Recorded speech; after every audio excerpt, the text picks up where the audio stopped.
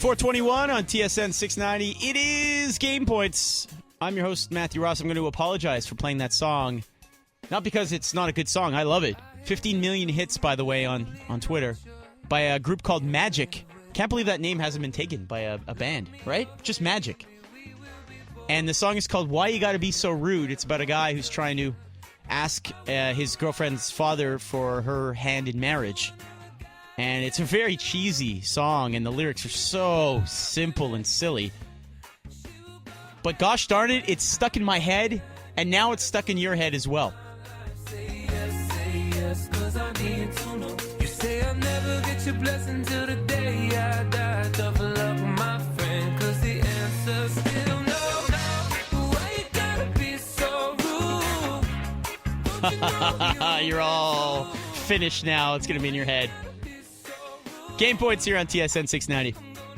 All right, so prior to the break, I was asking for your outdoor sports stories today in Montreal. I don't care if it was talking smack on your driveway basketball net against your brother. I don't care if it was playing hockey in a parking lot somewhere, and I don't care if it's figure skating in an arena. No, that probably wouldn't have happened.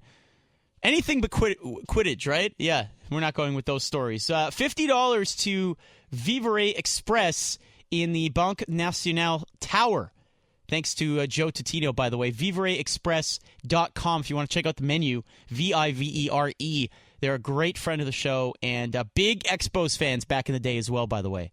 So always good to support those people. So the best one will take their information and they'll get something. So let's go to the lines. It's your show today, folks.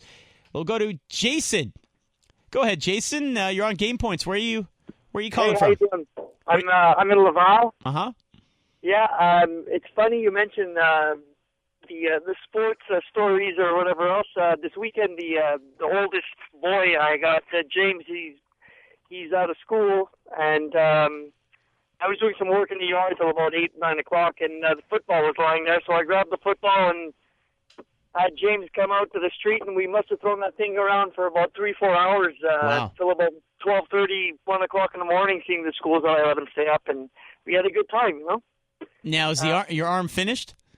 Yeah, I'm tired. I can feel it today. 2 days later, yeah, I need a rest. I'm getting. I can feel the 40 creeping in there. My goodness. Well, that's great though to be able to do that. I got 2 young daughters, and I don't know if it's irony of all ironies, but I can't get them to play any sports. So, well, it's all good.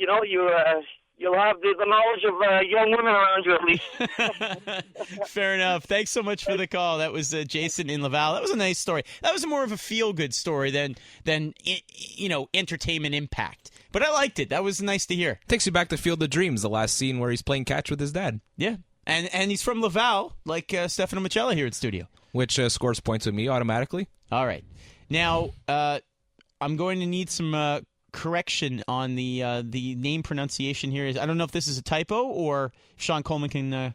I believe this is the way you spell Winnin. Winnin. Hello, sir. Hello, are you there? Hello? Yes, hi, you're on the air with Game Points. The name was Pooyan. Tuyen, hi. Yeah, hi. Can you spell that for us? It's like Winnie the Pooh, so Pooyan. Okay, Pooyan. Yeah, it's a weird one. All right, no, there's nothing weird about culture here in Montreal. All right, so what's your story, my friend? Where are you calling from, by the way? From Saint Laurent. Okay. Okay, so we were a part of the softball league every year, but this year, for a variety of reasons, some of us had kids, myself included, we just didn't have a team. We didn't field one, so we're kind of itching to play baseball. So we organized it. We had 10 people coming, but for a number of reasons, a bunch of people canceled, and we're down to 4 only. And instead of canceling, we said, you know what, forget it. We're going to go anyway. So we went and played 2-on-2 with modified rules. Huh. So I don't know if anyone wants to ever play 2-on-2. This actually worked out amazingly.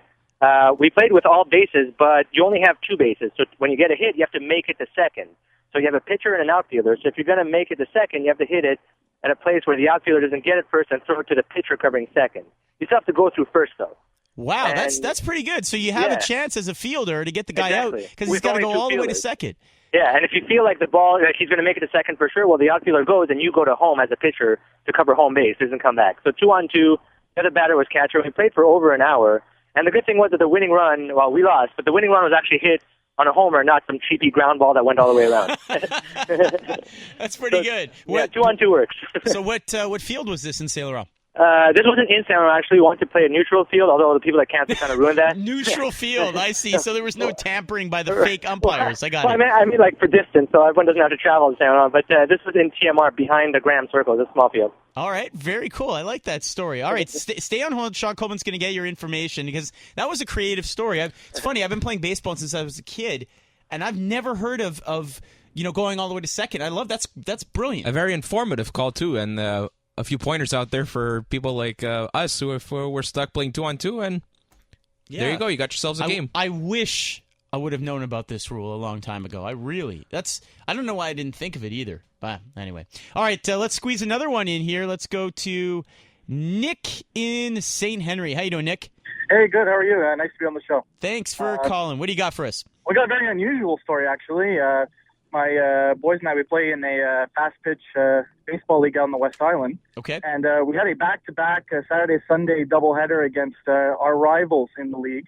And so we go out Saturday night and we play a good 7 innings, and it ends in a tie, 10-10. So, we go home, have a nice barbecue, talk strategy. We're like, we're going to get them tomorrow, right? So we head out early this morning. Everyone, I think, including them, had a little barbecue the night before. And we ended up going out there again. And for the second straight day, we played 7 innings, and we tied twice in the same weekend. Wow. Where was this in the West Island? We play at Meads Park and at Volunteers Park in Kirkland. Yeah, I know those parks very well. I grew up in Dollard. I remember going out to see the annual Sean Bradwell tournament, which is located, I think, in the Mead Park, isn't it, or something? Yeah, exactly. Yeah, they have that tournament every year, and it was just such an unusual scene of events. One tie in baseball is odd enough. Yeah. So you get 2 in 24 hours. Wow, that's fantastic. Well, thanks so much for the call. That was Nick in St. Henry. That's a good story. I still like that 2-on-2 one. That's like grassroots, right? You want to go with a buddy. You're making the best of people canceling. Love that. Since I don't have friends, I can relate to that story. Game Points here on TSN 690. Your update is next with Sean Coleman. I want more of those stories, so keep them coming. You can also tweet them as well. We'll take entries via Twitter, although you're going to have to maybe spread it out over 3 or 4 tweets with the amount of characters, or go to TSN 690 Montreal's Facebook page, and you can post it on the question of the day as a comment. Up next here after the update, we'll have Matt Cause from TSN 1050 in Toronto, the Blue Blood, as we like to call him. I don't think he was playing sports. Maybe he had his servants playing some sports, and for sport, perhaps. Maybe as a human chessboard at his mansion. It could happen. He is next.